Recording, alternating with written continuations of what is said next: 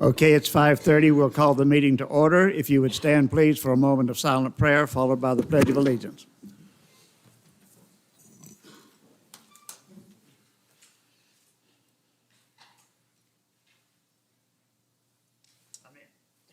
I pledge allegiance to the flag of the United States of America and to the republic for which it stands, one nation under God, indivisible, for liberty and justice for all. Thank you. Please be seated. Our first item is to approve the minutes of the Planning Commission meeting held on October 12, 2021. Does anyone have any changes to the minutes? And if not, do I have a motion to approve them as submitted? I'll make the motion. Motion by Commissioner Ryan. Is there a second? I'll second. Second by Commissioner Lorendo. We have a motion and a second. We'll vote. All in favor say aye. Aye. Any opposed say no. And that carries unanimously. Okay, at the beginning of each meeting, we have a public comment period for any general comments a person wants to make. If you're here for a specific agenda item, we'll have a public hearing in connection with each item. But if anyone has any general comments they'd like to make, now's the time to do it. And seeing none, we'll proceed with the agenda. Our first item is the Apopka Code of Ordinances, Part 3, Land Development Code, Gilich Amendment 4, and we have a staff presentation. Thank you, Chair. Jim Hick, Community Development Director. This is the fourth set of amendments that we've had since the March 6, 2019 rewrite of our entire Land Development Code. So we're plugging along pretty good. Our first one occurred on, was adopted by City Council, and of course, Planning Commission has that dubious honor of going through all these and making sure that they actually meet our needs for the city of Apopka, and then makes the recommendation to City Council for approval. So our first set of amendments went through in January of 2020. The next set was in July of 2020, and then November of 2020. So we haven't done any since. I think we've been collecting them over the last half year or so. And of course, put this next batch of 35 or 36 pages together for your reading pleasure. What I'd like to do is go through, I'm going to go ahead and sit down, and I'm going to go through the ordinance. In this case, you actually get to see the ordinance. We won't have to worry about reading the ordinance heading. We'll leave that up to the city clerk at the city council meeting, because it's about a page and a half. So she's already, kind of practicing that one, because it's a long ordinance. It's about the longest we've ever done. So, what I'm going to do, there are two different versions of this to be able to look at. For those of you that have gone online, there's a different set of page numbers, and I'm going to just kind of highlight the majority of these. This set of amendments is actually affecting 5 out of the 10 different articles, and then Appendix A, B, and D. And I'll clarify what we're going to be changing for each of those. For those of you that are looking at just the paper version, I'm going to start on page 3, and if you're looking on your iPads through the whole agenda, that would be page 22. And I think what I'll do, since it's a low number and a high number, I'll just say I'm on page 2 or 322 or 3 or 22, and then that way you can follow. And if you get lost, you just let me know, and I'll recap it.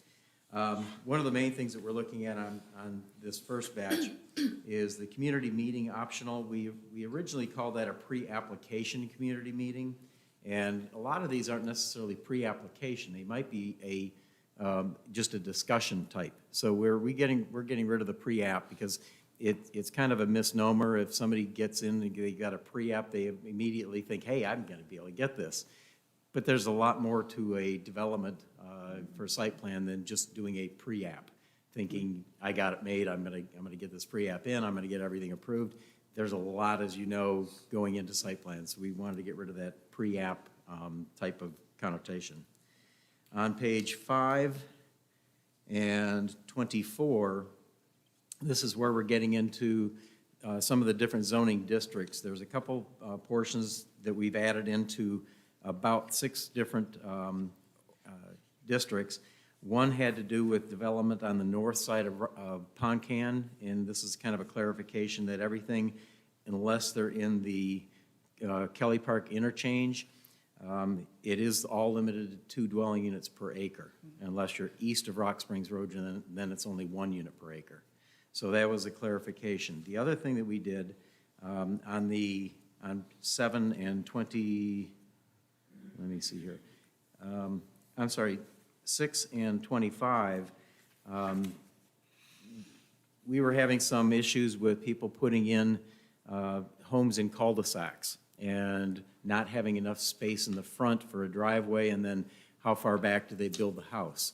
So what we did with that one, we clarified that basically lots that are on cul-de-sacs or curves are allowed to reduce the lot width by up to 40% at the front, or the front property line along the street, but are still required to maintain the property width that's required for whatever zoning code that is. So say, for instance, for this one, which is the RSF 1A, it's a 95-foot wide lot. So they can reduce that down to 40% at the curve, but then where the house actually is, it still has to be 95 feet in order to be able to put that front setback in.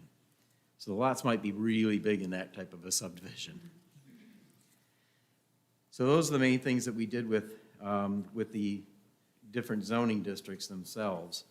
Now I'm going to skip ahead to the permitted uses table, which is on page 14, or, let me get to that real quick, or 33. That's where that chart starts. And we put in a few different permitted uses sections or tables or uses in there. We've added a cigar bar in there so that we clarify any questions regarding that. We also got rid of the vape and hookah lounge because we basically don't have them, and I've talked to quite a few different people, and they don't really want a vape and hookah lounge, so we took that out. There was also a question regarding car washes.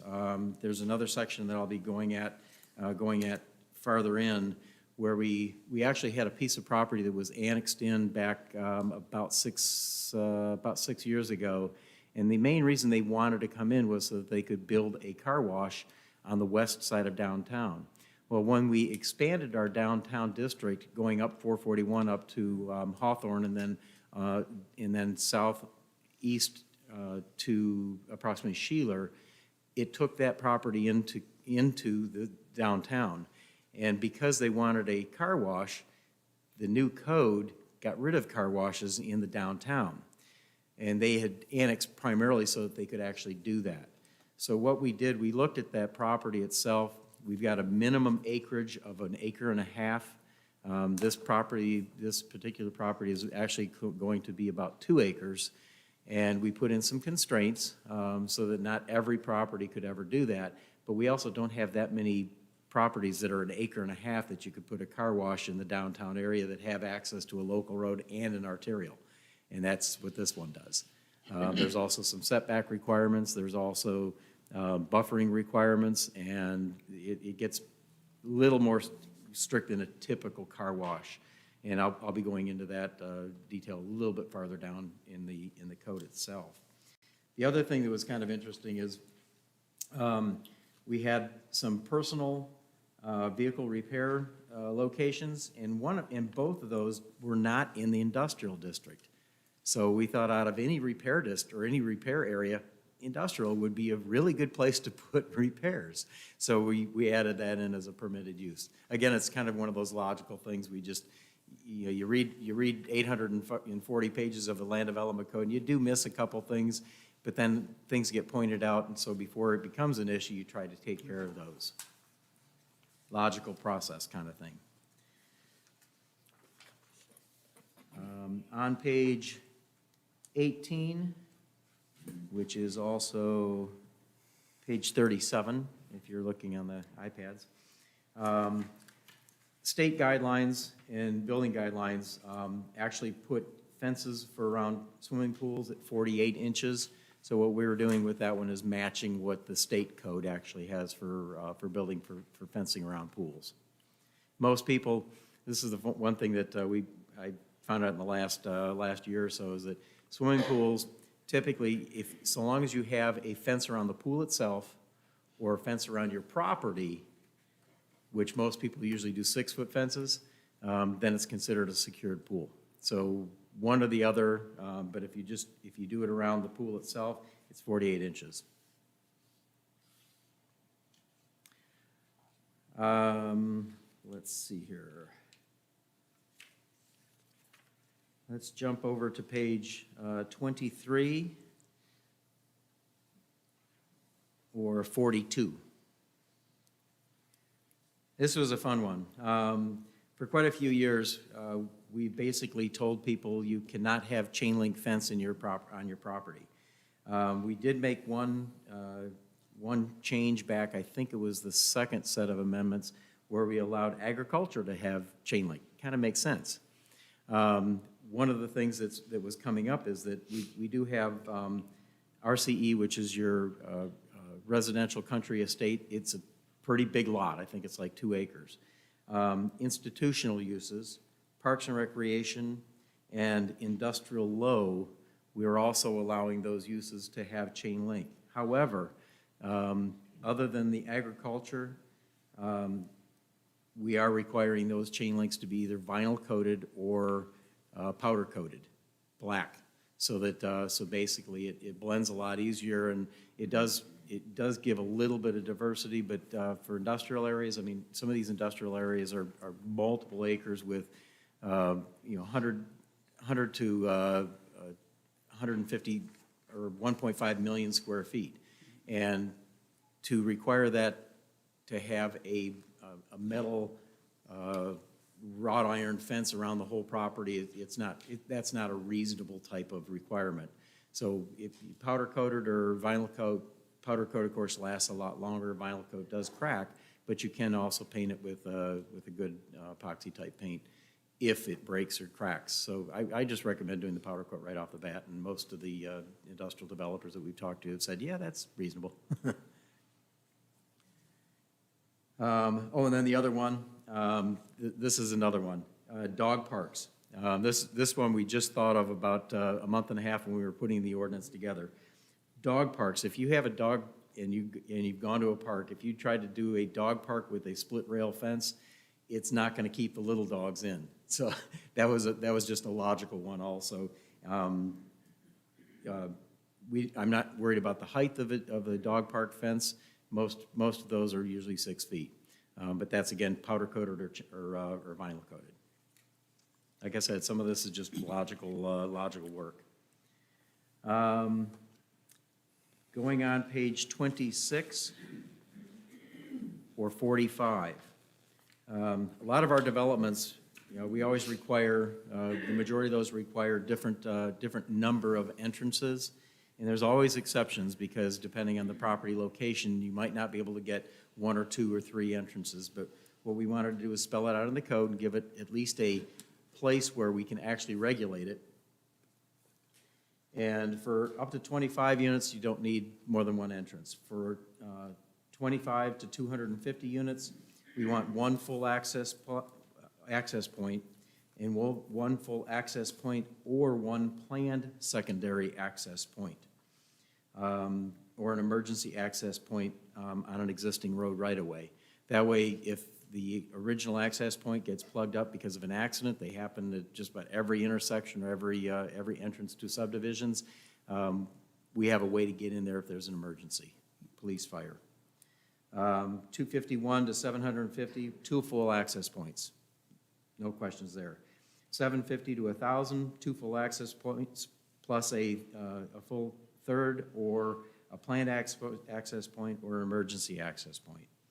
And then over 1,000, just go kind of back to square one and add on to it from there. Let me go back to A on this 225 to 250 dwelling units. Yep. What is a planned access unit, planned access, secondary access point? I don't get it. How does that work? If you have a main entrance road, Right. if that gets plugged, you have a secondary location that if there's an emergency, you can get out of or get a ambulance or a fire truck or a policeman into the subdivision. I get that, but what's a planned secondary access point? This is Might be a something dead end. Pardon? It might be a dead end or a cul-de-sac where you would eventually have another access point coming into that subdivision. We got quite a few of those up off of Kelly Park.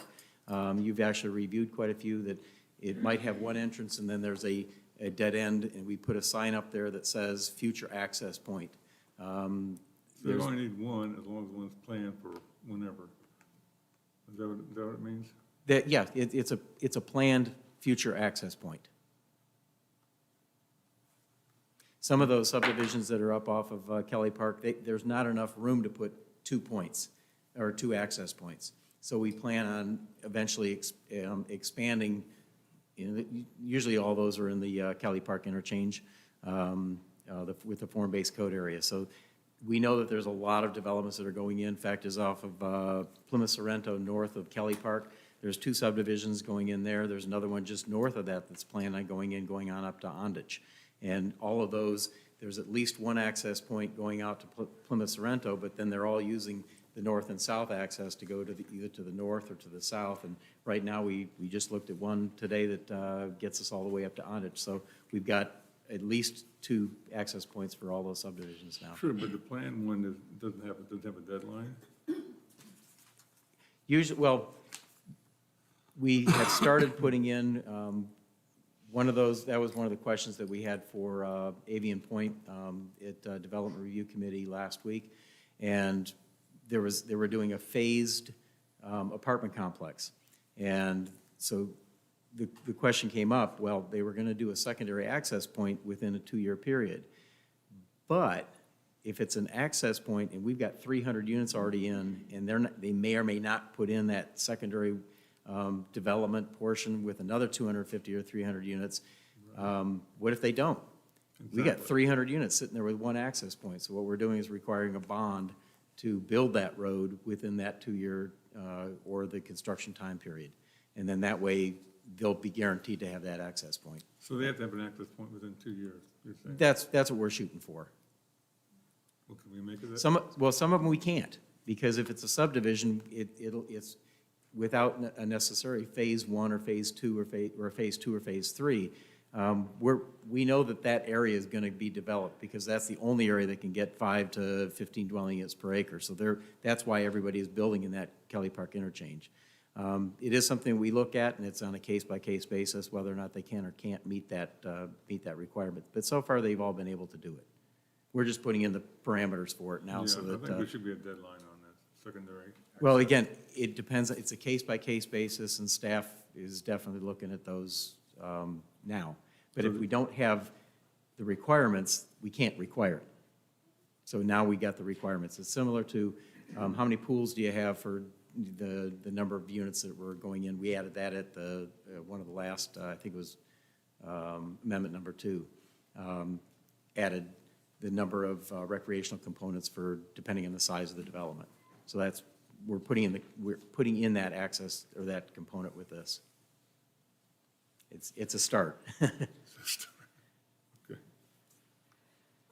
Let's see here.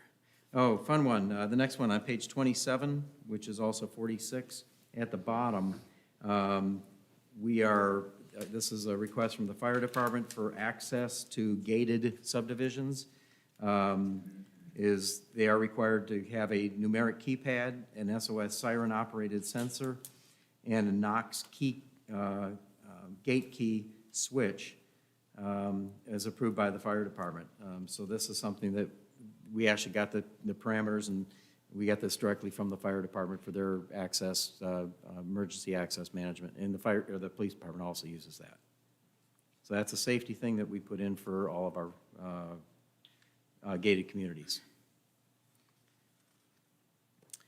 On page 29, up near the top under utility sheds, and I believe we also have that for garages and attached. One of the things that we were looking at was the size of a garage or the size of a shed, and we upped the size of the shed up to 500 square feet. It still has to meet setback requirements for utility easements and side yard. If you have a double-fronted lot or a corner lot, you can't put it in that open corner area. If you have a separate garage, back when I grew up, I had a separate garage. It was back in the back corner of the property. And there are some larger lots, people like that. They don't like it attached to the house. So they build their house and they put the garage in the back, and they use, sometimes they build a smaller garage, other times 500 square feet, that's at least a two-car garage with a small utility area with a workbench or something like that. So we're recognizing that there are different types of opportunities for people to utilize their property. The other thing that I kind of clarified is that it is supposed to be singular, not plural. So it is a utility shed with a maximum floor area. So you can't put multiple sheds on your property.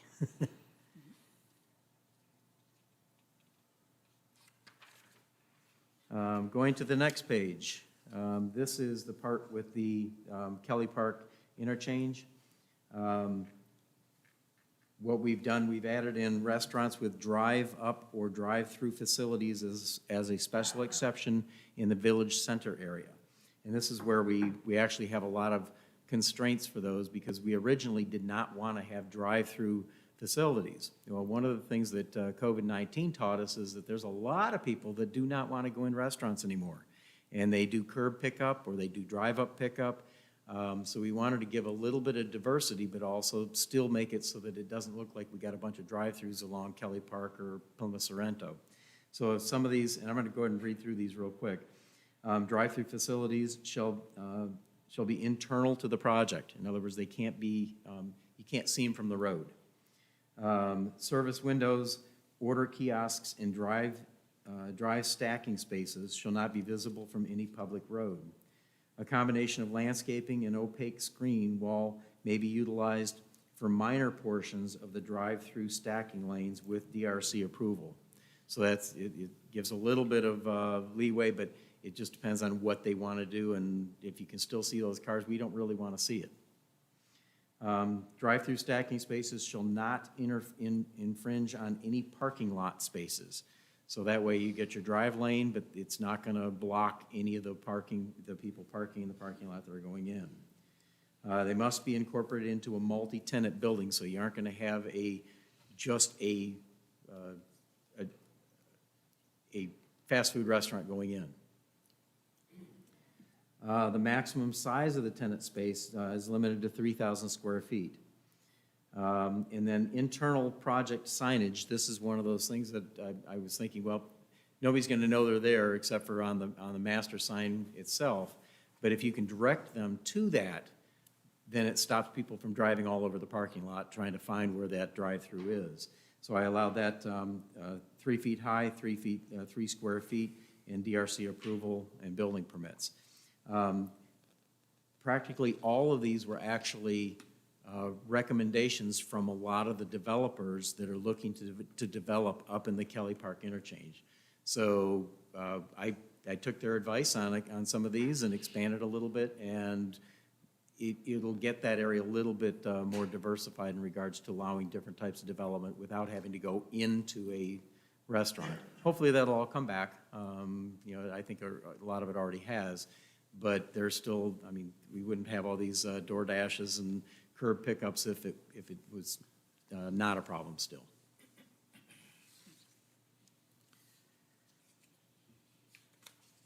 Let's see here.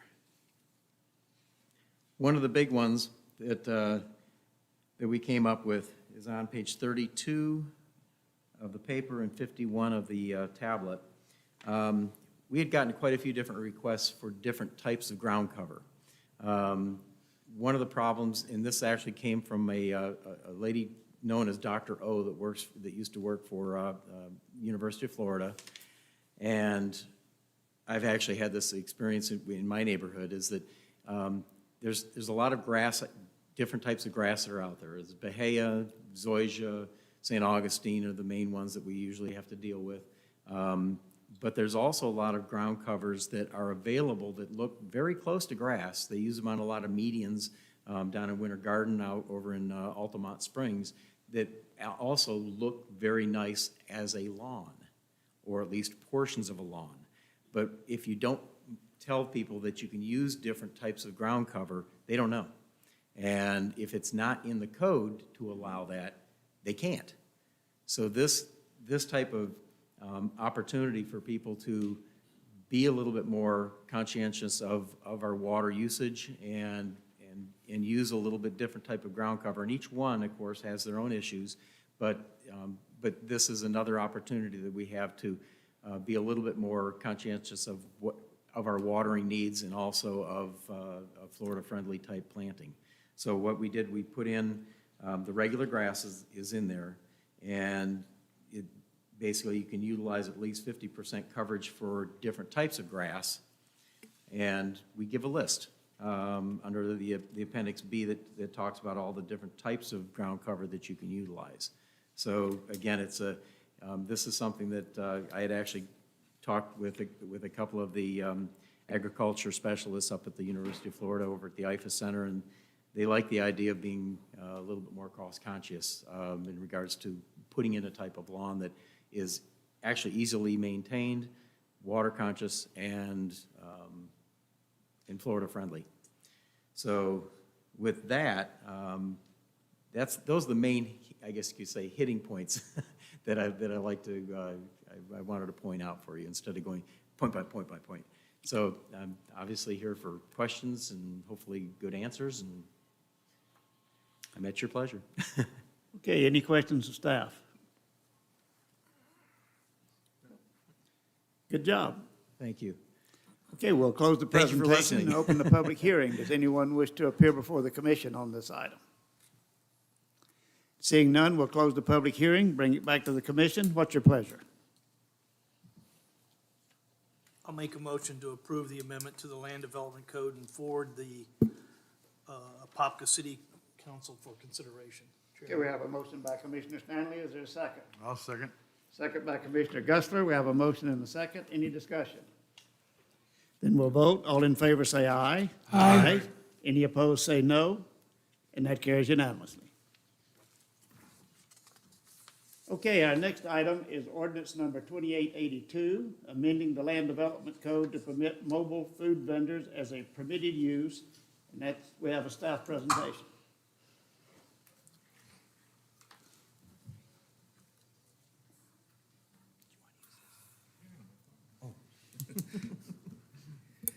Good evening, members of the commission. Michael Rodriguez, city attorney for the record.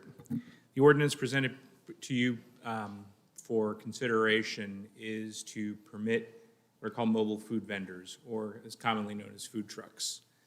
2 years ago, the state legislature passed legislation which preempted the regulation of food trucks to the state. Within that legislation, it also stated and provided that local governments can no longer prohibit food trucks from operating within their corporate limits. Therefore, what this ordinance does is that it creates a mechanism to permit food trucks to be permitted uses within the city limits, within certain zoning designations, and therefore removes that prior prohibition. Currently, food trucks can only operate within the city as long as they're subject to a special permit, a special events permit. But there was a blanket prohibition. The state has preempted that, and now food trucks must be permitted within city limits. So we have designated certain zoning designations as those in which mobile food trucks would be permitted. These food trucks would be permitted on public property, subject to receiving the proper permits from the city, or on private property insofar as the mobile food truck vendor receives written authorization from the private property owner that it can operate on the site. There are then distancing requirements and certain other regulations which local governments are permitted to do subject to the state's preemption, and those are all enumerated in the code. So at the present time, what we're seeking is for the amendment of the Land Development Code to accommodate this as a new permitted use within those designated zoning designations within the Land Development Code as proposed in the ordinance. I'm available for any questions. Okay, any questions of staff? So a food truck operator can just operate wherever they would like to go without getting a permit from the city. That's the difference? insofar as they're in a zoning district where the use would be permitted. So they wouldn't necessarily be permitted in certain residential districts. For example, I can probably give the example of the districts they're permitted. Proposed to be permitted in the RMU district, CN, CC, O, CCOR, CR, IL, MUD, NM, GTRE, and the institutional, as well as within planned development districts, if it is permitted pursuant to a developer's agreement, or within whatever PD agreement there is. Thank you. Okay, further questions? Okay, thank you very much. Then we'll close the presentation and open the public hearing. Anyone wish to appear before the commission on this item? And seeing none, we'll bring it back to the commission. What's your pleasure? Mr. Chairman, I recommend approval of ordinance number 2882 to the Apopka City Council. Okay, we have a motion by Commissioner Washington. Is there a second? Second. Second by Commissioner Lorenzo. We have a motion and a second. Any discussion? Then we'll vote. All in favor say aye. Aye. Any opposed say no, and that carries unanimously. And our next item is ordinance number 2884, amending the Land Development Code to regulate small box discount stores.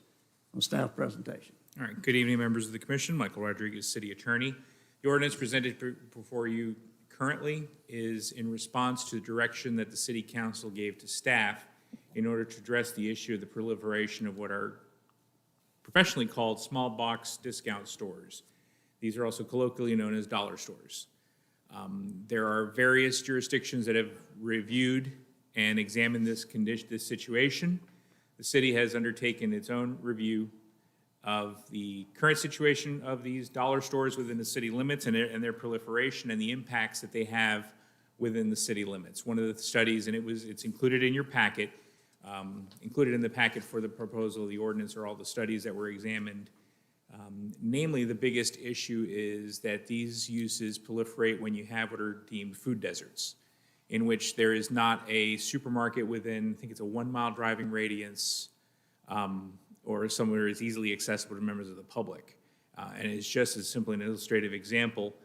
Currently, we are located right now within a food desert in the city of Apopka, downtown, something that may be ameliorated with future uses that are coming in that can alleviate this. So what has been examined, and we looked at different jurisdictions, and not just in Florida, we looked nationwide, different jurisdictions to help alleviate the proliferation of these stores. So what has come up with is that these uses are going to be special exception uses. So they will be permitted in certain zoning designations, but they have to submit the special exception process, which means they will be presented to you. They have to meet the standards for a special exception, as well as specific standards for these uses that are enumerated in the code. One of the more important standards is that there will be a distancing requirement, which means that if a new location, right now we're subject to a moratorium, so backtrack, the City Council adopted a moratorium, so there are no current applications being considered. Once this ordinance is adopted, then any new application will have to meet the standards of a special exception, but also meet distancing requirements, which means no new dollar store can be located within 2 miles of another dollar store. And also there are distancing requirements from certain zoning designations as well. There will also be specific standards and design standards for facade, for landscaping, for these uses. As you said, we examined different jurisdictions, and this was these were common standards that have been presented in other jurisdictions relating to the regulation of these dollar stores. So at this point, we're seeking a recommendation to proceed forward to City Council for adoption of the ordinance as both consistent with the comprehensive plan and the existing land development code. I'm here for any questions. Okay, any questions, staff? I have a question. Can we, the dollar stores, they are all identical, small box, same sign. Is there any way we can encourage them to alter their elevation of the store, the look of the store, maybe the way the sign looks, so it doesn't look so boxy. That's my objection to these stores. I mean, there's a need for them, don't get me wrong, but something that kind of makes them look a little bit better. So maybe that might be outside of this consideration tonight, but just Well, wondering. one of the conditions in the ordinance is we are making them subject to the section 5.7, the development design guidelines. So these stores will be subject to those. We can consider whether we want to take certain other aspects. Now, the issue with that is that we don't have uniform city requirements for other design standards, so this would only be applied to this use. Common examples are in previous jurisdictions where I've worked on, especially in South Florida. I'll give an example. I did a lot of work when I was in government. I was in private practice representing developers. I did a lot of work in the village of Royal Palm Beach in Palm Beach County.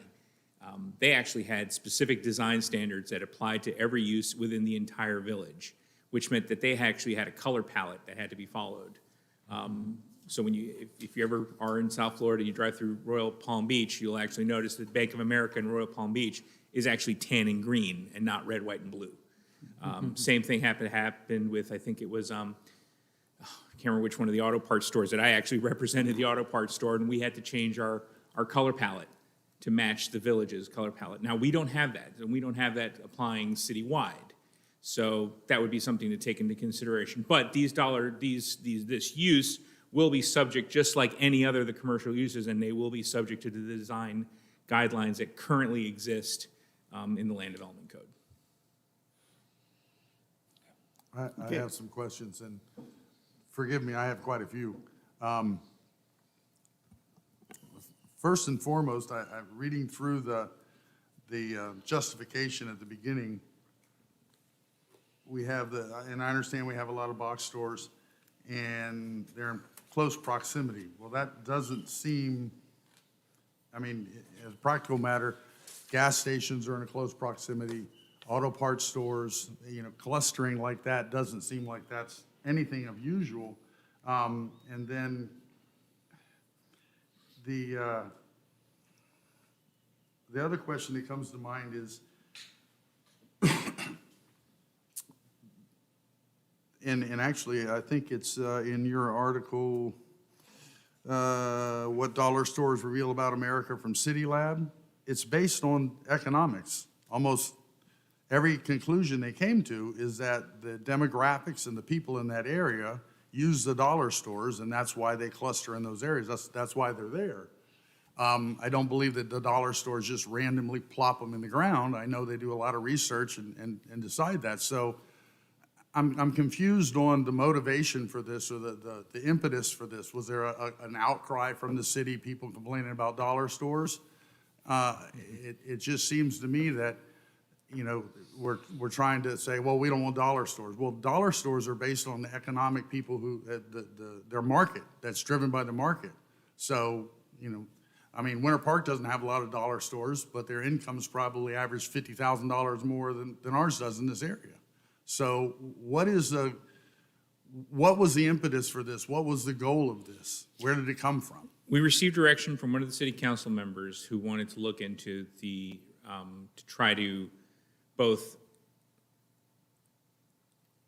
I'm trying to get the right word, to spur development and to attempt to change the character of the city from a proliferation of these dollar stores, which the problem with these dollar stores is, while some of those effects are economic, also there are certain health factors. These dollar stores do not sell fresh foods.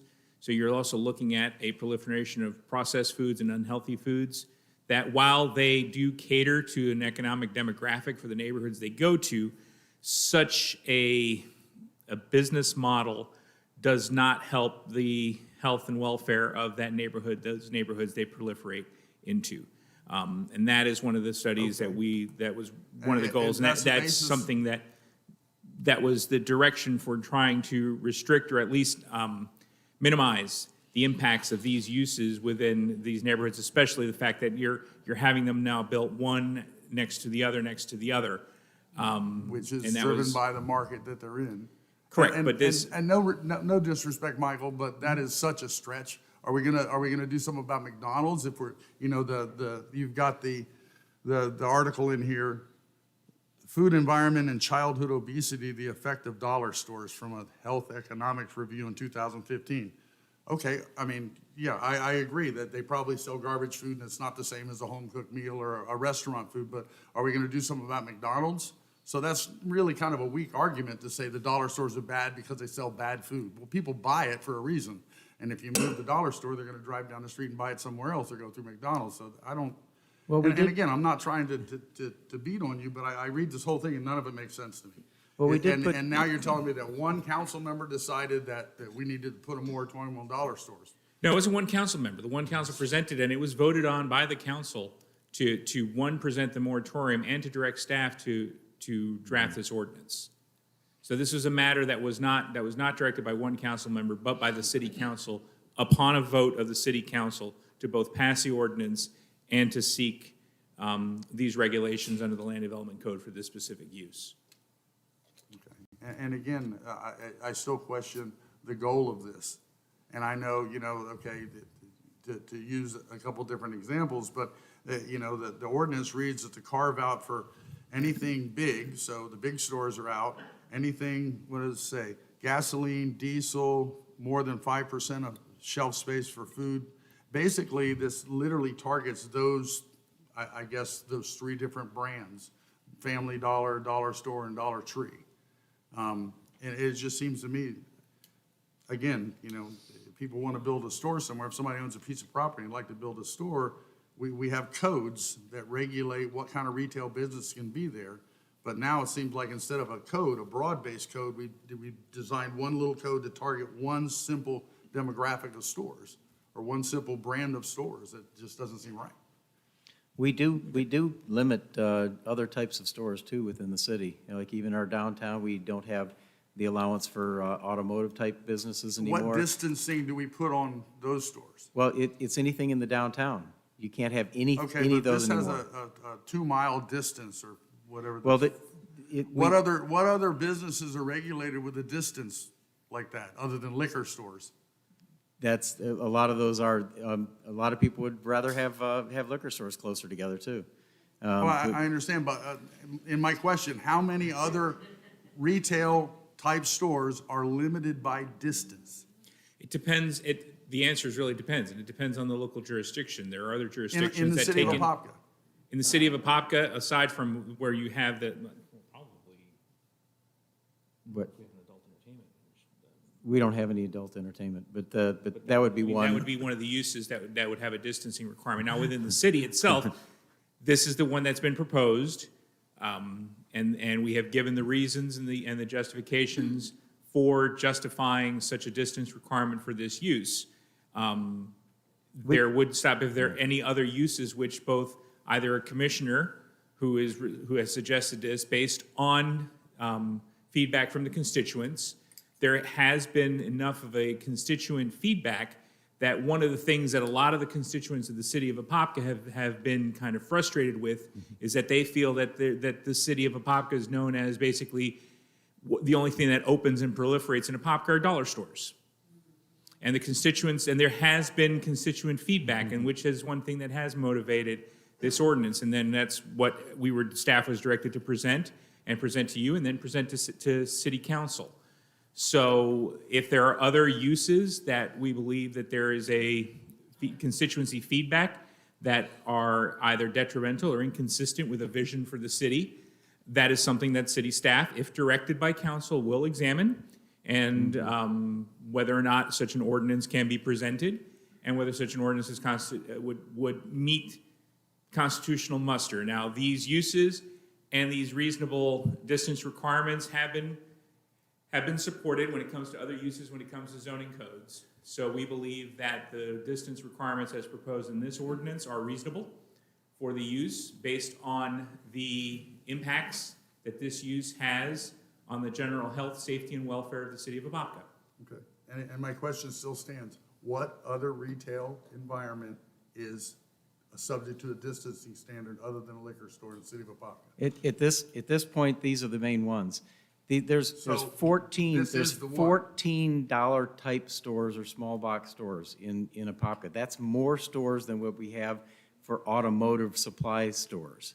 No, I And understand, I'm that's- not questioning that's the been brought up, proliferation. too. I'm just asking, I'm just saying that we're targeting one specific group of stores and putting a distancing regulation that I've never seen on anything other than liquor stores.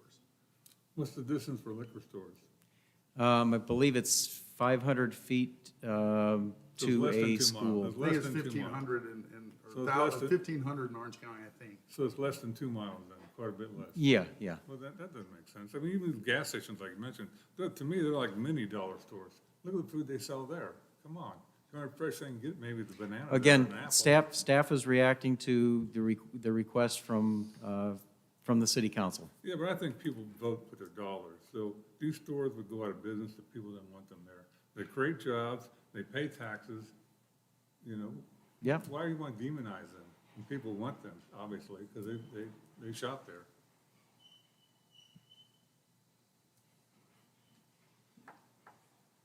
Understood. What I'm saying is this is what the direction was given to prepare this ordinance with those justifications based on the use and the inconsistency with what has been deemed perhaps the vision or the direction of the city. And we have prepared such an ordinance for your consideration. And ultimately, the decision is going to be made by city council. This planning commission might recommend approval of the ordinance, they might not recommend approval of the ordinance, but it's, either way, it's going to go to city council, and city council will decide, right? Correct. Okay. And I would add, and again, I'm not trying to be argumentative, but saying that a large constituency has complained about the dollar stores. Well, people have made fun of Apopka for 100 different reasons since I've lived here. But is that constituency the people who live in the areas that use these dollar stores? Or is that a select group of people? And a vague statement say, well, the constituency said that. That's something the commissioners say when they want something. Okay, when I see, 50 people come to a council meeting and complain about dollar stores, then I'll believe it's an uproar from what the people of the city want. I think this is more I don't know, window dressing and say, we're getting rid of dollar stores and then we'll up the look and feel of Apopka. Well, that comes with income and growth. That doesn't come with outlawing some particular store. So I'm just not on board with that. Understood. That's all. When I think back, we've gone through something similar, probably not quite as grandiose. There seemed to be a spate of gasoline stations. Oh, there's one on every block. We got to stop this. Do you remember that? Oh, yeah. All right. And we also had a discussion on convenience stores, dollar stores. This is not a new discussion. The discussion has come before this panel and gone to city council before. Yep. So it's good to weigh in. It's good to have options, but ultimately, the people are going to vote with their dollars. Where are they going to spend their money? And I can think of, some of the things that might be coming, and think about the west side of town. There's plans for maybe another new gas station with a convenience store attached in a very congested area, which sometimes I'm on the fringe of losing my patience, but oh well. And we have to try to make everybody happy, which is totally impossible. Human nature, you can't make everybody happy. But I don't see a tipping point here. And so I'm going to have a hard time denying it. So I'll just leave it at that. Yeah, our architectural standards, we, for the stores that we do have, we do require faux windows on blank walls and awnings and different paint and different textures, things like that. So we haven't gotten to that point where we're regulating the colors or the size of the sign or anything like that, other than, like, down, as Michael mentioned, there's, down south, they regulate everything. Some of the plazas, they tell you, you can only have a sign that's 18 inches high and 40 inches long, and it's only one color. And they regulate it like crazy. We aren't like that up here. We're a little bit more flexible to be able to allow. You can't regulate content of the sign, but you can regulate the size and the color and things like that, and even that, the color's been debated also, at least at this stage, because some of them are corporate colors. So, but we do have regulations in regards to what the building design should have. And then it's up to them to add those types of things into the design of the building itself. We got some good looking ones. Right, and those are guidelines that apply uniformly to every use Yep. within the city. Like, Yeah, and just to underscore my point, it's just using McDonald's, for example, you know, they have different looks to their stores these days. Sometimes you go in, you know, some neighborhoods, higher income neighborhoods, it doesn't have the same old McDonald's look. It's fancy. You know, sometimes you go by and say, oh, that was McDonald's. That's what I'm talking about. That if they can get that kind of variation with these stores, I would feel much better about them. But I just have an aversion to the way they look and where they might show up in Apopka. And I can think back when I first came here, a lot of us are part of visioning Apopka, wasn't it? You know, it was a citywide effort. It was a great effort, and people put in their, you know, supplied their input. And I remember this was part of that vision. You know, not to have these kind of things throughout Apopka. You know, so I'm not, you know, there's a need for the stores because it addresses the financial needs of certain segments of the population, and that varies throughout Apopka. We know that. So they shouldn't be denied an opportunity to buy something. But I just have a problem with the current look of these stores. but that's not part of this part. That's not part of I this. understand. I'm Yeah. just making my point. Right. You know, that, and maybe, Jim, you might do something about it, okay, in the future. Well, that's the only thing I'm thinking about. And even in this ordinance, it says here, the following guidelines are meant to preserve the character of each neighborhood. Preserve the character of the neighborhood. That's part of my argument, or my point. By the way, the map that's there, you know, that, we didn't get the map that shows the 2-mile distance. A lot of that main corridor, you know, that's where we already have a lot of these types of stores that are already there and being able to provide that type of a service to the people. There are other areas that that don't have these stores yet, that we still would have the opportunity to be able to put this type of a store in that neighborhood. But these, you know, even the corners right here, where the Dollar General, Dollar Tree, and Family Dollar are all right in the main downtown area. We've got 3 stores right in the downtown. That serves the public. We've got 3 more up off of Welch Road. That serves the public. We've got 2 more out off of Piedmont Wekiva. They're there. We've got another one planned off of, it's in the Piedmont Wekiva Plaza, where it's a huge Dollar Tree that went in where Royal Pets was. And we've got a few more on the west side of town. So those are already areas that are being served. So we aren't saying you can't put, I mean, they're there, they're already serving the public. There's an area off of Keene Road, there's a couple different spots on Keene Road that aren't served. So those are basically outside of the 2-mile radius, they'd be able to put a store. But instead of 2 or 3 of basically, and by the way, a couple of these stores are owned by the same company. But what they do is try to monopolize and put in 2 of their own stores, and basically they're shutting out one of the other stores, or there's about 3 or 4 different types of stores that do this. So they're in a battle with themselves, and we still have this opportunity to provide this type of a store for our constituents and for our public. But control it a little bit. That's what we're looking at for this type of a thing. Well, to touch upon a point you made, and one of the justifications here was it is recognized as small box discount stores may be the only convenient source of dry goods, and then small box discount stores are difficult to repurpose after the store closes and become a blight on the community.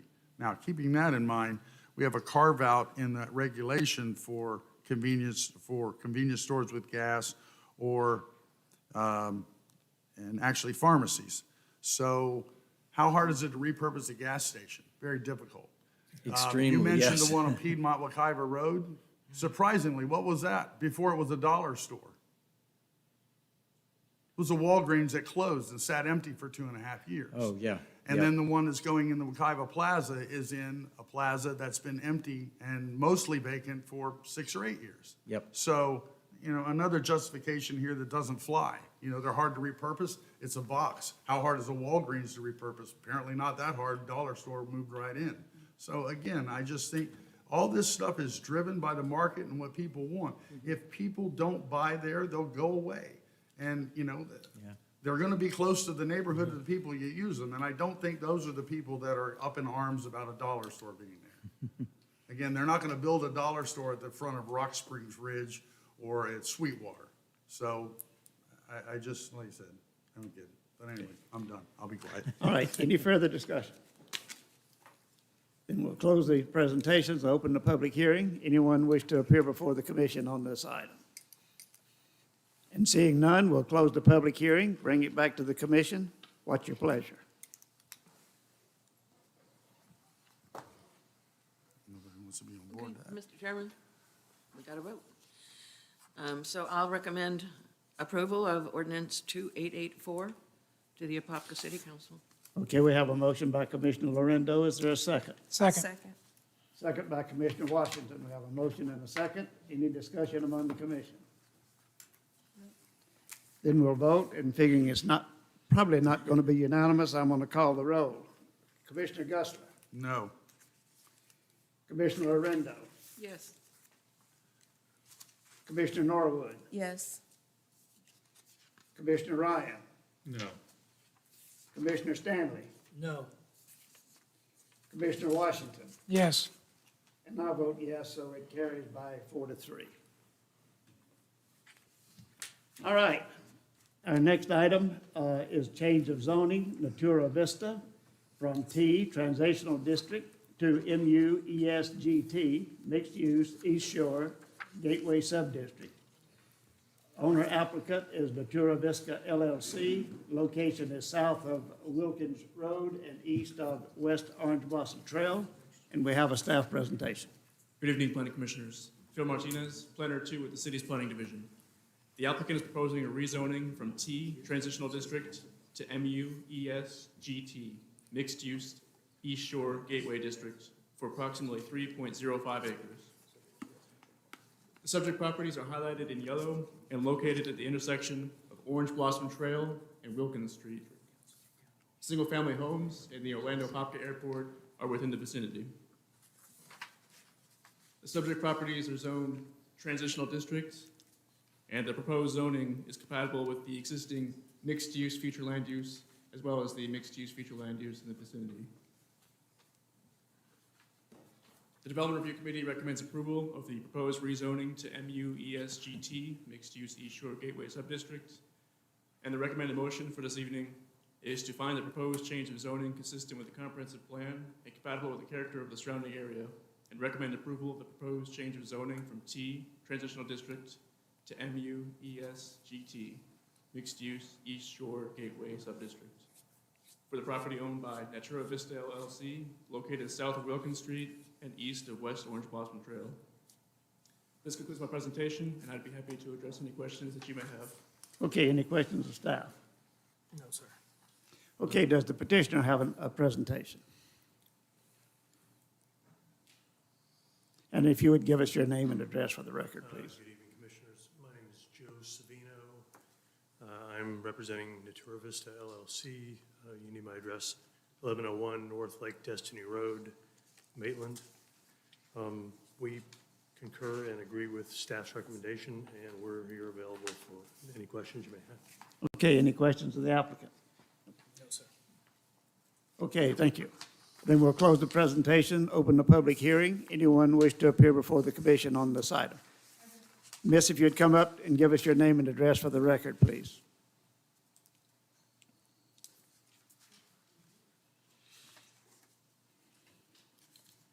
Good evening. I'm Mindy McCormick. I'm a fourth generation Apopka. My address is 4348 McDonald Glade Road, Apopka. I'm right down the street from where this is going to be. I would much rather it be a business that's open during the day, closed at night. That's not going to happen, I understand. But if they're going to rezone it to residents, I would prefer it be townhomes or condos that are sold, because people that have to buy something take better care of it. Renters don't really care about something because it doesn't belong to them. And we all moved out where we are to kind of get away from people, and now they're coming to us, and we'd kind of like to be considered too. It's our safety. There's several of us that live alone.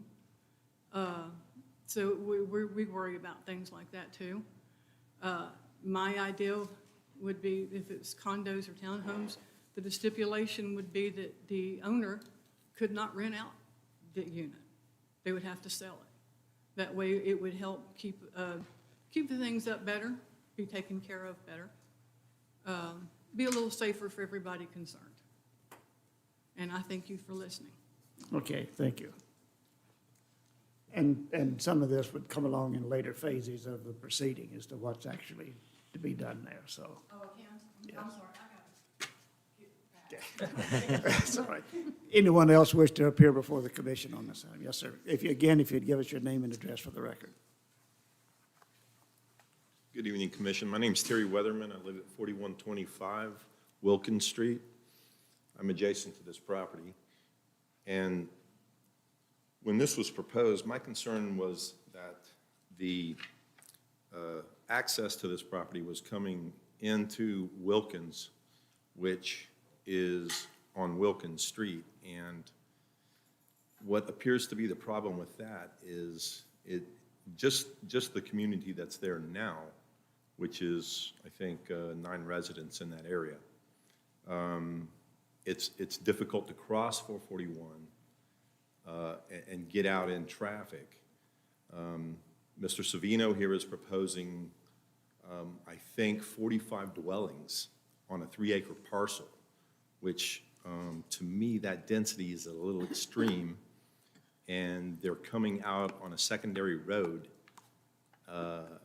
with that many dwellings. So my concern, and everyone in that area's concern, is just the abundance of traffic that's going to be in that area trying to enter 441.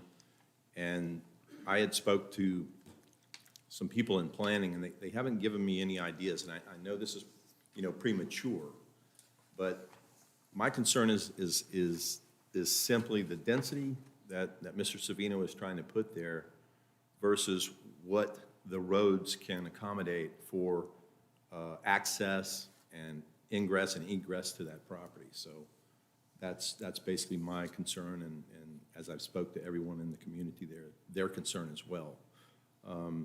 Mindy proposed some other things, but I know that's a little far-fetched, but, rentals are rentals, and, those are needed for dwellings in the area, of course, but, and as I stated, my concern is access to the property and the density that is proposed. Thank you. And am I correct, I'll ask this question of staff, but am I correct that this is something that would be addressed in a subsequent phase of this proceeding? For a site plan. Okay. Okay, so I think it's something that it's not really involved in what's being done tonight, but it's something that you would want to keep an eye on. Sure. Anyone else wish to appear before the commission in this item? Seeing none, we'll close the public hearing, bring it back to the commission. What's your pleasure?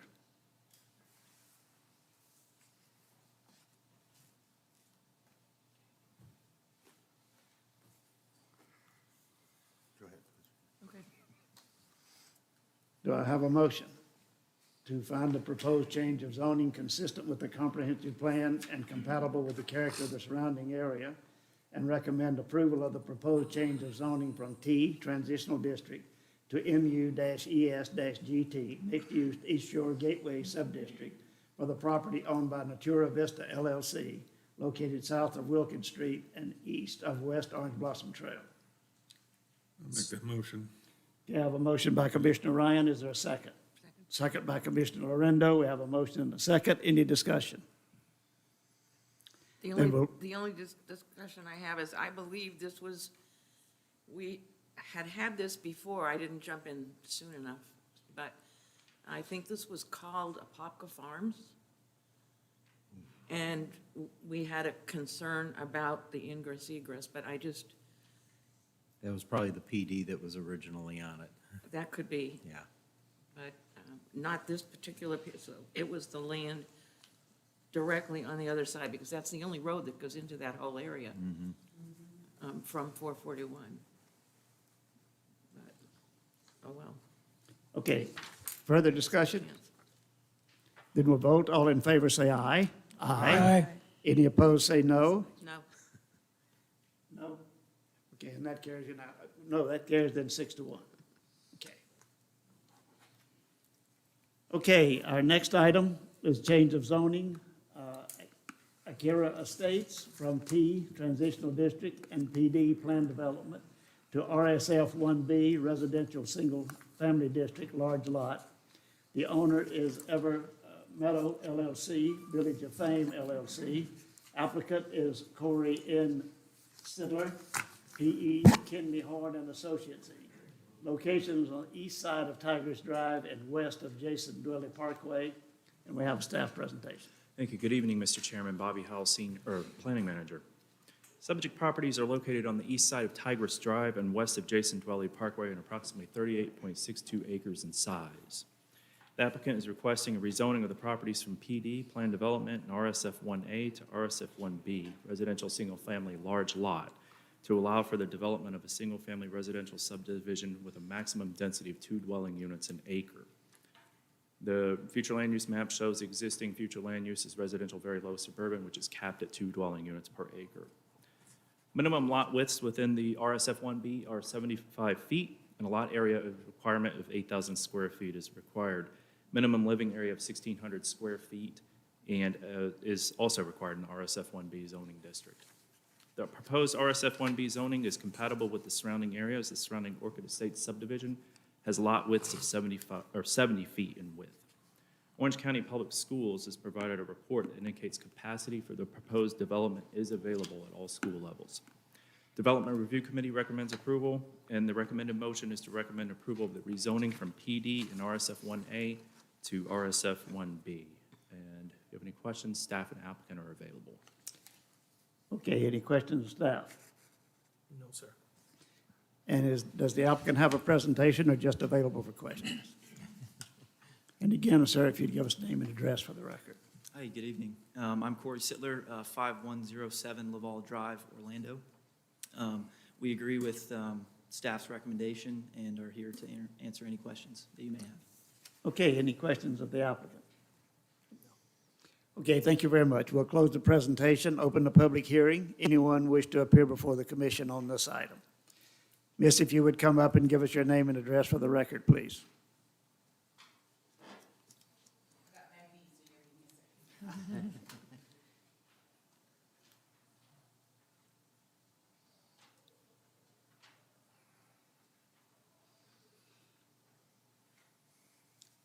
Good evening.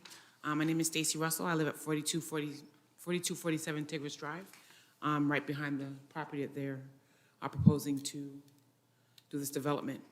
I purchased my property 3 years ago with the understanding that nothing was going to be behind me. I picked my lot and I paid extra money for that lot. We do my family coming to Orlando, Apopka for the first time. I thought I was making a wise choice as a single woman, not having anything behind me and be able to raise my children.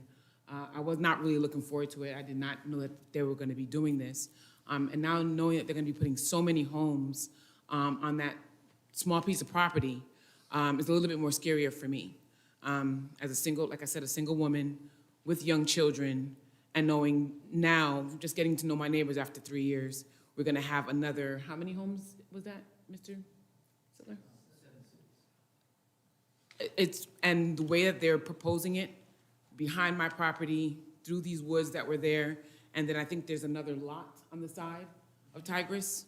I'm a little disappointed that they're going to squeeze that many homes into that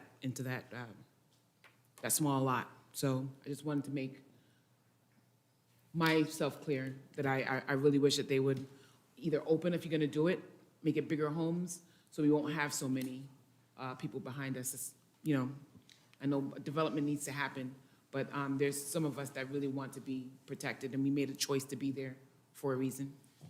Okay, thank you. Anyone else wish to, yes, sir, if you'd come up and give us your name and address for the record, I please. just have a question. Anyway, my name is Yoga Prasad. I live 4313 Tigers Drive, just behind this said area that they're gonna build. I just moved in there too. I came from New York. I have the same idea that, you know, it's gonna be a quiet area. But my question is this: I just want to know, because I asked a few people about the same question and I can't get a right answer. That's why I'm here today, to see how would this affect me where I'm living there. Because I understand it's a rezoning, but rezoning have a lot of things behind it, so I don't know if somebody can help me. Well, all I can tell you, and maybe the applicant can address it, all I can tell you at this point is this is a change of zoning. What will actually be built there will have to come before the city in a separate proceeding. So I don't know that we know that answer at this point, at least I don't know it. Okay, thank you. Okay, thank you. Anyone else wish to appear before the commission on this item? Seeing none, we'll close the public hearing, bring it back to the commission. What's your pleasure? I have a question for staff. Okay. Bobby, what is the density of the, I know this is 2 per acre. What is the density of the properties adjacent to that behind it? The On, Orchid Estates subdivision, the maximum density under that future land use is 2 dwelling units an acre. I'd have to go back and pull the development plans. Okay. But the max would be 2 dwelling units an acre. This property currently is zoned, the majority of it is zoned RSF 1A. Right. Right here, and this is a part of a planned development. They have entitlements right now under the zoning. They have rights to develop 95-foot wide lots. Right. On this piece of property right here. There's a PD here. And as far as the density, it would be a max of 2 dwelling units an acre. So Right, well, they what keep- is like Rock Springs Ridge behind it? A maximum, part of Rock Springs Ridge is 1 dwelling unit per acre, part of it's 2 dwelling units an acre. It's got some split designations. Okay, I thought so. Okay, thank you. Okay. One of the things real quick, the lots from what I just pulled up the aerials, the lots in, off of Tigris, they're 75 or 70-foot wide lots. And the RSF 1B, I believe the minimum is 75 feet. So it is a bigger lot if they go that route. And so it's not any change, massive change in density then? No, but Gotcha. it's a wider lot, so. Thank you. Okay. All right, do I have a motion?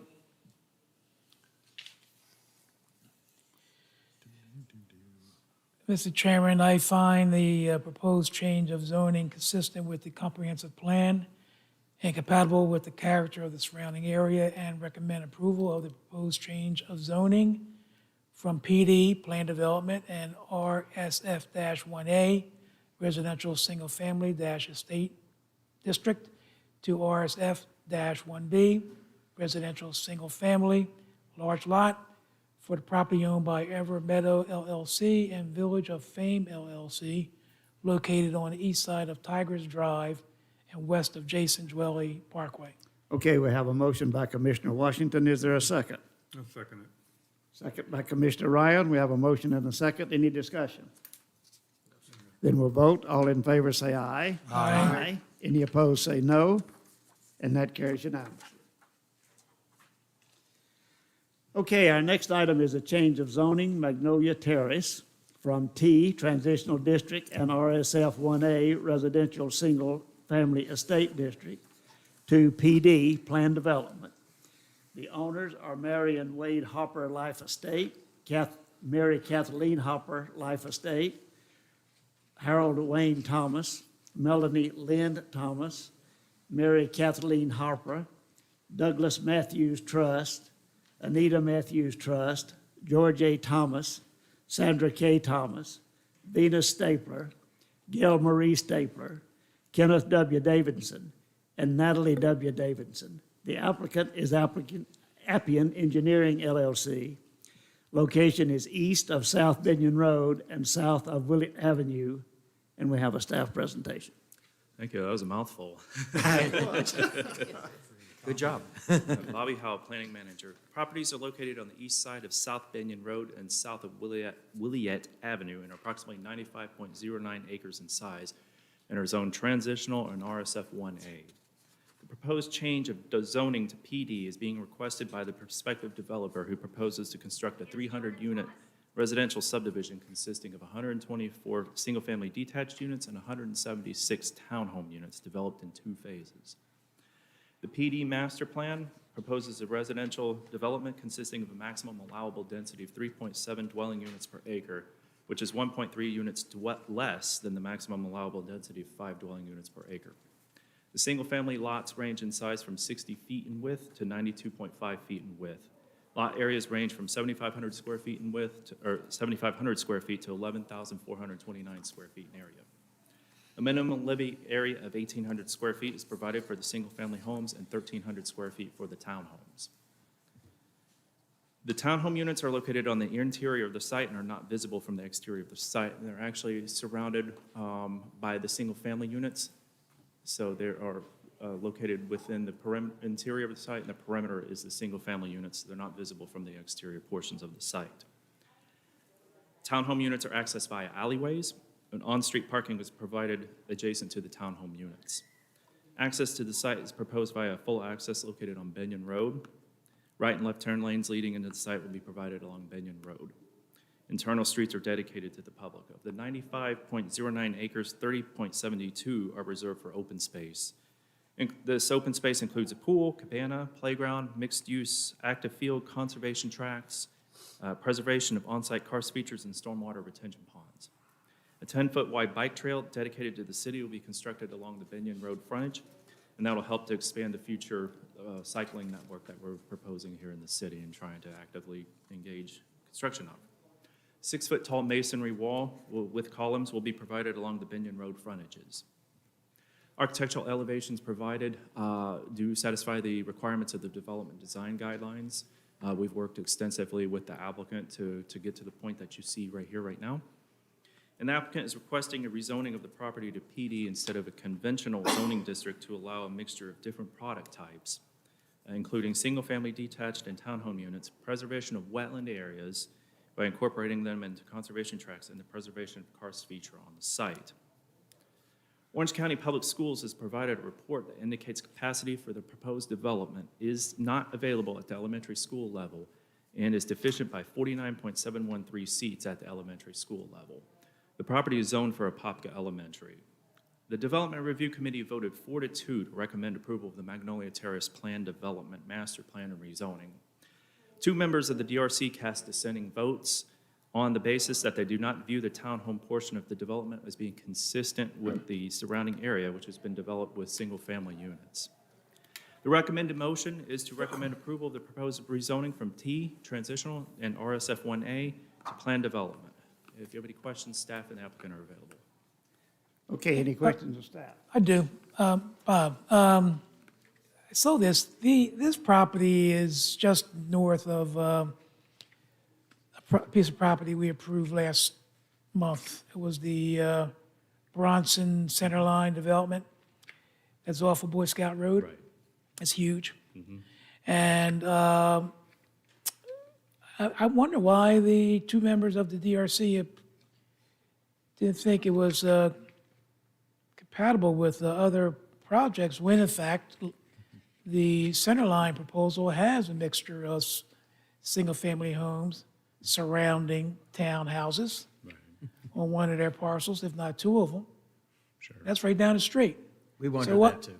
So why wondered did that 2 too. members of the DRC say this didn't exist? I don't understand. I think they primarily looked at the property to the north here. I think that's the Maud Helen subdivision, which is single-family units. To the west over here, you have single families. To the west here is the Klontz Farm PD. You might recall that from last spring when that was approved. Single-family units as well. And that was the basis of their contention, that there were no townhomes within the general vicinity of the property on the east side of Binion Road. That's But it is also a one of the reasons why transitional we put district, single correct? families on the exterior so that it does blend better. I was going to say, can we know which departments voted no, which were the two? Sure, it was the police department and public services department. Isn't that a transitional district, though? It's currently in transition. Transition is almost like a placeholder from when properties were annexed into the city. You can see it's the purple on the screen. Right. They were not given a zoning designation, so transition is like a placeholder. So you really can't do any development within the transition as it is currently.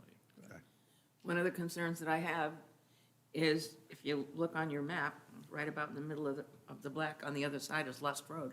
That's the entrance to the Wildlife Drive. Right. And in my mind, that area,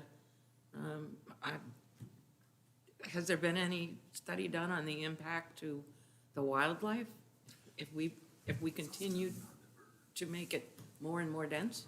The environmental reports that have been turned in and will be turned in as they progress, if this rezoning does get approved, as they progress through the plan stages, such as the site plans, subdivision plans, would only be specific to the property, but not the Lust Road, the birding trail and stuff, which is down the road.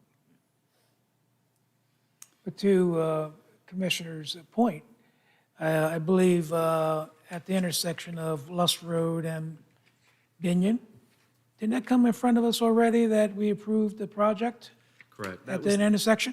Yes, sir. That was the Klontz Farm project that came before you guys last spring, I think, as a PD. It was zone plan development. And I think the major development plan was earlier this year. It was for 67 houses, single-family homes. Yeah, so it's gonna be pretty busy in that area, isn't it? And it's only a two-lane road. Yes, ma'am. All right, further questions of staff? Does the applicant have a presentation? And sir, if you'd give us a name and address for the record, please. Luke Klassen with Appian Engineering, 2221 Lee Road, Winter Park, 32789. No presentation, but here to answer any questions. Okay, any questions of the applicant? No, sir. Okay, thank you very much. Then we'll close the presentations and open the public hearing. Anyone wish to appear before the commission on this item? Yes, if you would come up, please, and give us your name and address for the record.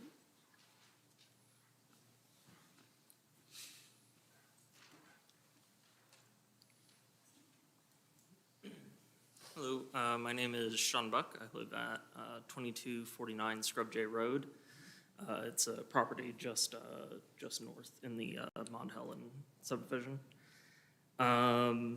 There was a lot of concern on the community call about the density, and like you said, it's leading all out onto a two-lane road, and there's like a lot of developments going up in there right now. And then the development that was just recently, I think you were talking about down where on Boy Scout Road, like where the farm is being developed on.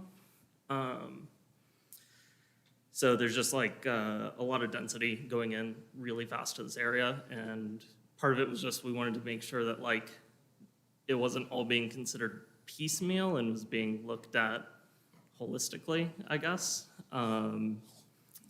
Because the area is just kind of turning into, it's very much going from, or looking to go from sort of a very foliage-centric, you know, sort of wildlife-ish area to extremely developed very fast.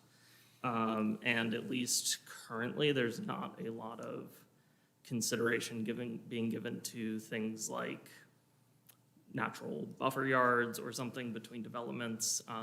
These are effectively different land uses at this point because you have multifamily development versus single-family homes, and then you know this development will more or less butt in right into where the farm is being developed on top of. And yeah, there's already a lot of forestry there, so it seems like keeping a natural buffer between developments would not be like imposing great burden on the development. But yeah, so I don't, totally oppose the development, but I think there could be some consideration given to that aspect, I suppose. Yeah. Okay, thank you.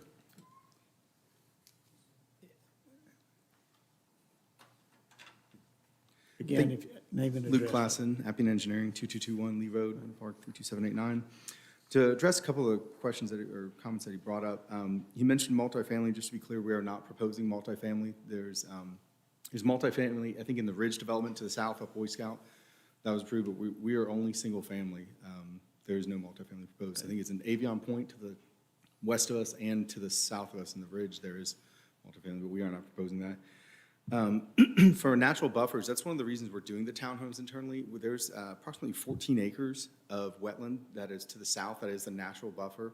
We're not proposing any impacts whatsoever. So we're leaving the wetlands intact as a buffer from the existing lots that are to the south of the wetland.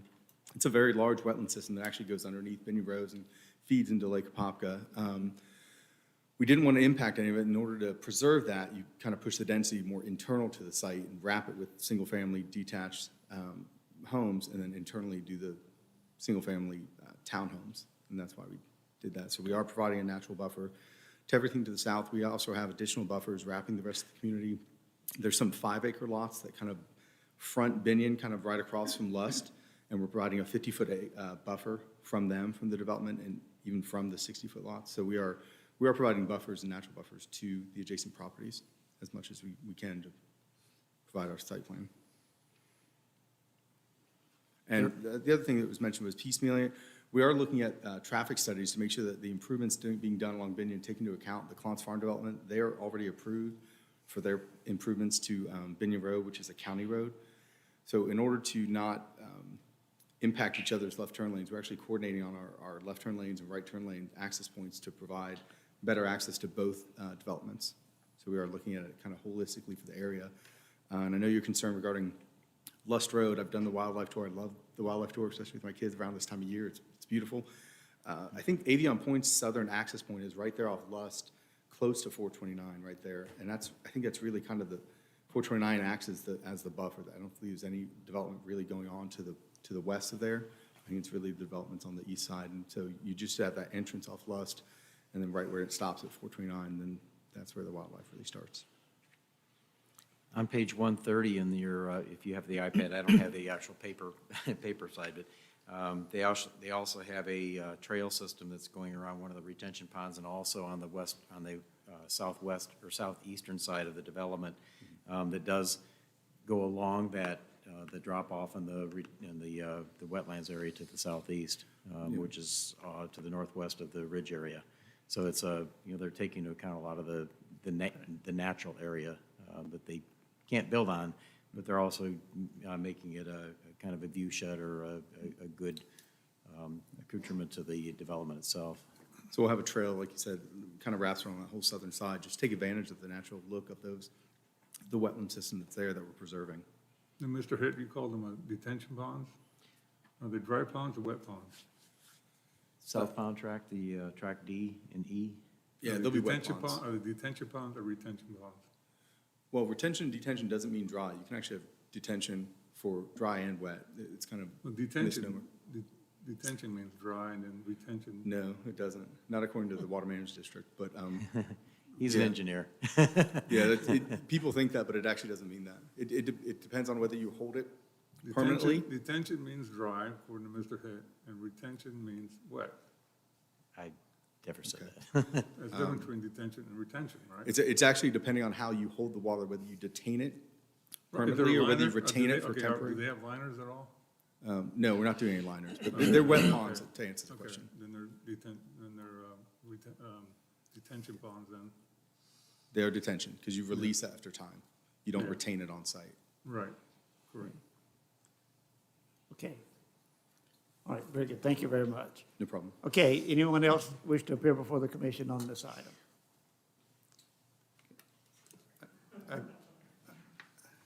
Again, if you would give us your name and address for the record, but.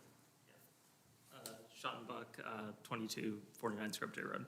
I just wanted to be clear, like, I appreciate all of the, like, natural buffers to the, I guess it's the east and south. I guess part of the issue is that there's just like nothing between our two developments. So we're pretty much gonna just turn into one giant mega development at that point. And I guess that's the concern I'm putting forward, so. I just wanted There is no requirement between residential Right. subdivisions. There's about 20 homes that are directly affected, and then there's also retention pond in the central northwest of this section. Luke Klassen, Appian Engineering, 2221 Lee Road, Winter Park 32789.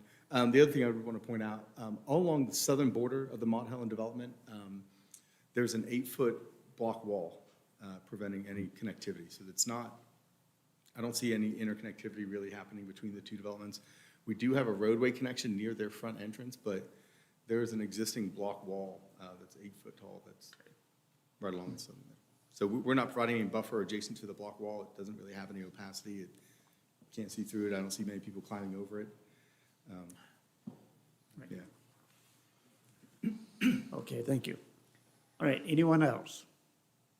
Then we'll close the public hearing, bring it back to the commission. What's your pleasure? Well, I just wanted to, it's going from residential single-family 1A. So it would retain that. I mean, if we turn this down, they can still build homes on it, but it will be under that code. Instead of the, Instead of PD. correct? Right. Yes. So, I mean, this is not, in my mind, it's not a prohibition in building homes, it's just what kind of homes you're gonna build. Yeah, the proposal is to change it from, to planned development, yes. Right, thank you. Oh, sorry. If I could answer your question, Commissioner Lorendo, the piece that has the RSF 1A is just this little piece right here. It's like a little T, pretty much. The remainder of the property, the majority of it, vast majority, I think there's some RSF 1A up here, is T. Right. So that's the request to change it from T and RSF 1A to PD. So both zones get, Correct. It would become planned development. All right. Yeah, both of those zoning districts would go away, and they would become planned development. okay, thank you. Correct, yes. Okay, do I have a motion? I'll make a motion. Recommend approval of the proposed zoning from transitional district and RSF 1A to planned development in the Magnolia Trace PD master plan. Okay, we have a motion by Commissioner Gusler. Is there a second? Second. Second by Commissioner Stanley. We have a motion and a second. Any discussion? Then we'll vote. All in favor say aye. Aye. Any opposed say no. And that carries unanimously. Okay, our next item is a special exception to allow an assisted living facility, longevity healthcare assisted living, at 750 Alabama Avenue. Owner applicant is Gladys and Ladore Brutus. Location is 750 Alabama Avenue. And since this is a quasi judicial, I would ask if anyone in the audience seeks affected party status. And seeing none, I would ask commission members if anyone has had ex parte communications on this item. No, sir. And hearing none, we'll proceed with the staff presentation. Good evening, Jean Sanchez with the Planning and Zoning Division. This is a request to approve a special exception to allow an assisted living facility in the MUD mixed-use downtown zoning district, specifically at 750 Alabama Avenue. Property is on the northwest corner of 8th Street and Alabama Avenue, approximately 0.89 acre. As shown in the aerial of the property, there's already an existing building on the parcel. The applicant intends to operate an assisted living facility at the subject property. A previous assisted living facility ceased operations for more than 180 days on this parcel, which resulted in the expiration of its non-conforming status per the Land Development Code. The applicant has worked with staff to make improvements to bring the site into compliance with current Land Development Code, such as making access points safer, easing internal traffic flow, providing bicycle parking, and relocating fences within property boundaries. At the greatest extent practicable, the applicant is also required to comply with all site design and other standards, including landscaping buffers. The proposed special exception is required to be in compliance with all the shown standards. DRC recommends approval, and the recommended motion is to approve the special exception to allow an assisted living facility within the mixed-use downtown district for 750 Alabama Avenue. Staff and applicant are available for questions. Okay, any questions of staff? Any questions of the applicant? I have one. I'm curious, who are they catering to? Mentally ill, the elderly? Because when you say assisted living facility, that could be different types of. Right. I'll go ahead and defer that to the applicant. Okay. And miss, if you would give us your name and address for the record, please. Sheila Mobley, 5395 Buckboard Drive. I'm with Longevity Healthcare. You're asking about assisted living. It has a broad stand. They're going to be applying for a standard license. So that would be, we can cater to from 18 years up to 100 or however long they live. When you ask about mental illness or handicap, elderly, whoever they are, some have handicap, some have mental health. So it's kind of hard to say who it would be catering to, because it's going to be all of who is accessible for as disability based on what the state requirements are. They are going to be following by the state guidelines of what's needed. They have also put themselves with what we call Florida Assisted Living Association, so they can know that they can remain with the standards of what the state licensing is required. Okay. Okay, further questions of staff or the applicant? I have a question for staff, and it's for the city attorney. Mr. Attorney, I work for an agency that regulates these facilities and issues license. Should I be abstaining from voting on this procedure? No, because you don't have any type of financial interest within this, to this specific unit, to this specific applicant.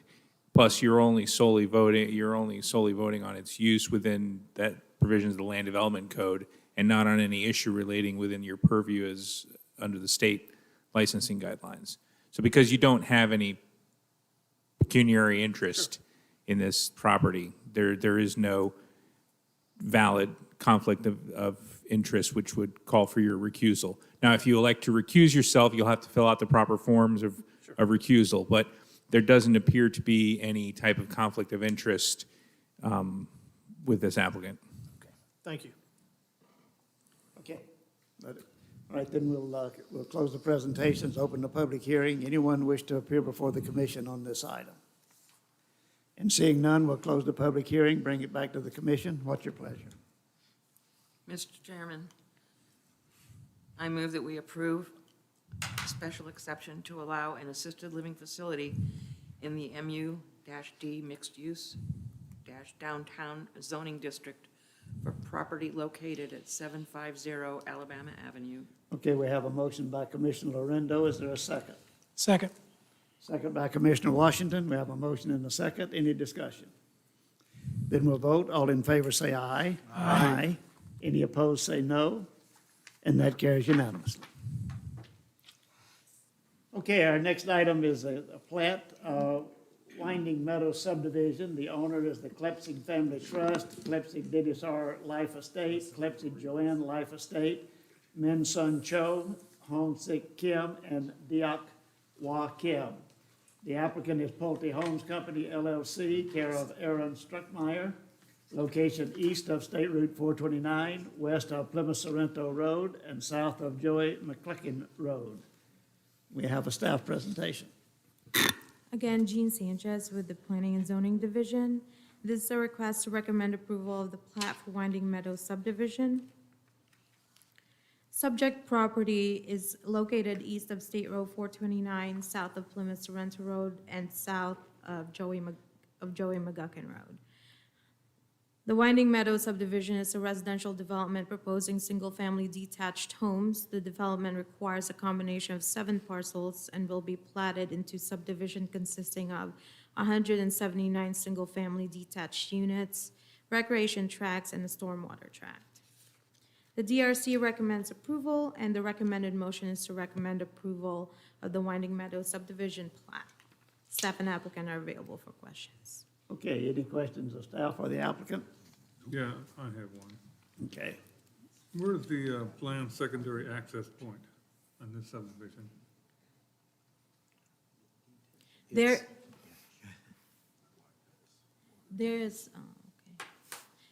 an access point planned right here. If you can recall that the major development plan, it's supposed to connect to the planned road that connects all the way north to the Kelly Park. Right, okay, what's the deadline for this planned secondary access A point? little sooner than what we thought. We actually Yeah. just met with Luke Lawson from Appian, and they have a plan for the next subdivision going to the north, and you'll probably be seeing this plat coming back because the road is actually going to be shifting a little bit to the next section going, the Kirk, can I see the?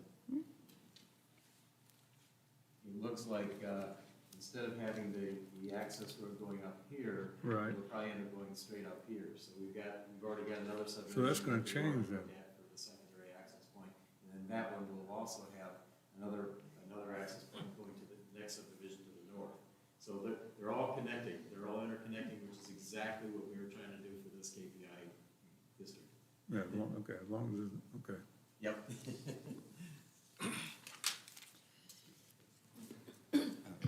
Yeah, Luke Klassen, Appian Engineering, 621 Lee Road. Yeah, unfortunately, timing is just not on our side on this one. We already got construction plan approval. We actually just submitted for a pre-con, so we can start construction, and then we found out that there is a development, not directly to the north, but north of Joey McGluckin, that submitted for a concept plan with the city, and their access point lines up, not with where we pointed it, but just to the west. And so in order to accommodate their plan, because they don't really have, they don't connect to Joey McGluckin where this goes. So in order to connect with them, we're looking at potentially doing a construction plan revision and probably coming back with a revised plat. So this will probably end up being phase 1 and 2, and then they'll have a phase 3 that will be connecting to that other development to the north. Which But gets it's you all almost to falling Publix. into place. Yeah. Yeah, that's gonna happen within 2 years. The what, I'm sorry? That's gonna happen within 2 years? They're starting construction hopefully in the next month. Okay. For this, yes. I can't speak to the one to the north, but I can't imagine Laurel Oaks would take 2 years. I just believe in deadlines, everything needs deadlines, you know.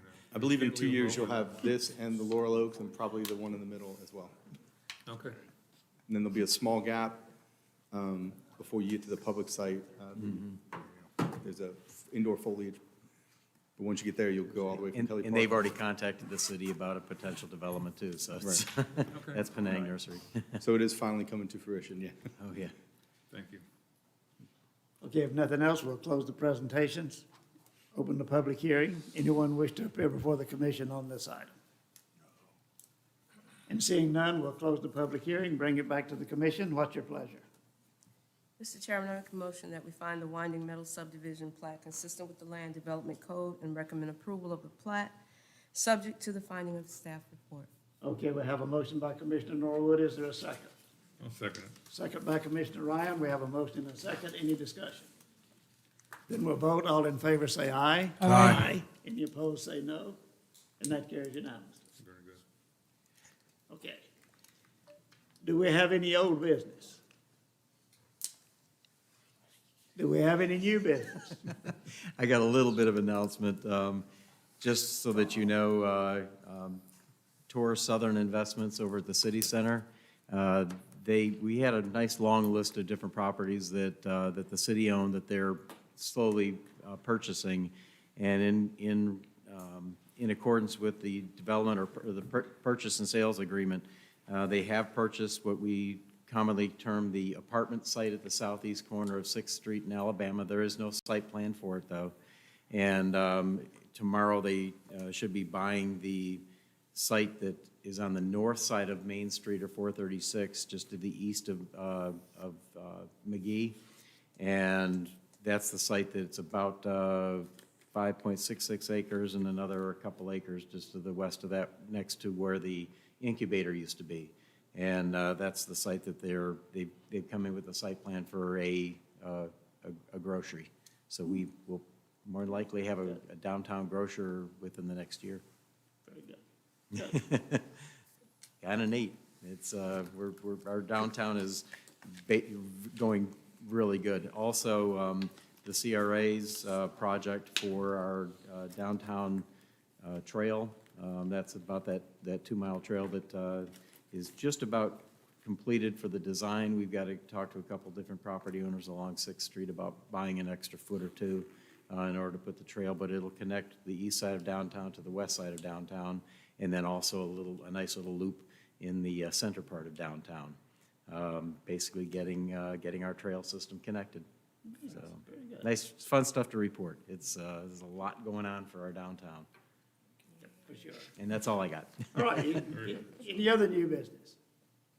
There being no further business to come before the commission, we'll be adjourned.